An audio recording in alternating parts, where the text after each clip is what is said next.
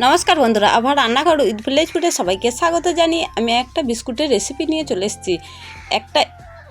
এক কাপ সাদা তেল নিলাম, আপনারা পারলে ঘি নিয়ে নিতে পারেন। এক কাপ সাদা তেলে আমি 1 কাপ চিনি দিয়ে দিলাম। যে যেমন চিনি খাবেন সেই রকম অনুপাতে চিনি দেবেন। দিয়ে তেলের সঙ্গে চিনিটা ভালো করে মিশিয়ে নিলাম। দিয়ে 2 কাপ ময়দা দিয়ে দিলাম। 1 কাপ তেলে 2 কাপ ময়দা দিতে হবে। 2 কাপ ময়দা দিয়ে দিলাম। সামান্য পরিমাণ মতো লবণ দিয়ে দিলাম আর হাফ চামচ বেকিং পাউডার দিয়ে দিলাম। দিয়ে ভালো করে মেখে নিলাম। ভালো করে মেখে ডোটা তৈরি করে নিলাম।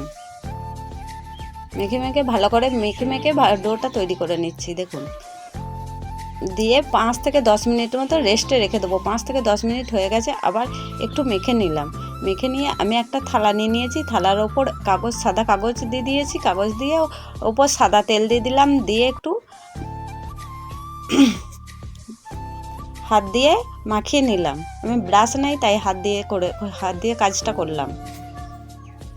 দিয়ে এবার বিস্কুটের শেপ দিয়ে দিচ্ছি। যে যেরকম পারেন শেপ দিতে পারেন। আমি এরকমভাবে শেপ দিচ্ছি, আপনারাও পারলে শেপ দিয়ে দিতে পারেন। দেখুন, আমি এরকম বানাচ্ছি আর বিস্কুটগুলো থালার ওপর রেখে দিচ্ছি। দেখুন, একটার পর একটা বিস্কুট আমি বানিয়ে নিচ্ছি।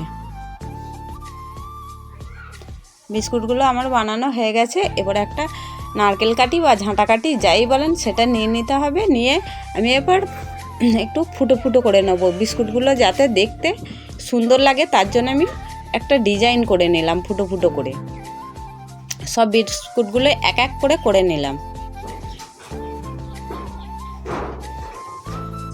দেখুন, উনানে কড়াই চাপিয়ে দিয়েছি। দিয়ে একটা সাদা কাগজ দিয়ে দিয়েছি। দিয়ে স্ট্যান্ড দিয়ে আমি বিস্কুটগুলো থালার বিস্কুটগুলো দিয়ে আমি ঢাকনা দিয়ে ঢেকে দিলাম। দেখুন ডিজাইনটা কত সুন্দর হয়েছে। আমি 10 মিনিট বাদে দেখে নিলাম। দেখুন কত সুন্দর ফুলে উঠেছে আমার বিস্কুটগুলো, কত সুন্দর লাগছে। দেখুন ডিজাইনটা আপনারা পারলে অন্যরকমও ডিজাইন করতে পারেন। আমার এটা ভালো লেগেছে, আমি এটা করলাম। দেখুন বিস্কুটগুলো আমার হয়ে গেছে। একে একে আমি প্লেটে নামিয়ে নিলাম। ঠান্ডা হতেই একটু কিছুক্ষণ রেস্টে রাখার পর আমি নামিয়ে নিয়েছি। দিয়ে এক এক করে প্লেটে সাজিয়ে নিলাম। দেখুন চলে এসছে আমি বিস্কুটের টেস্ট করতে।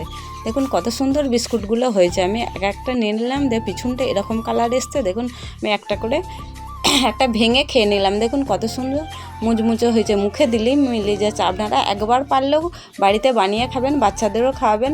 কত সুন্দর বিস্কুট। আর দোকানের বিস্কুট খাওয়া ভুলে যাবেন। দেখুন কত সুন্দর খেতে হয়েছে। দেখুন দারুণ সুন্দর খেতে হয়েছে, টেস্টি হয়েছে। আপনারাও একবার হলে বাড়িতে বানাবেন। আমার পাশে থাকবেন, আমার চ্যানেলটা সাবস্ক্রাইব করবেন।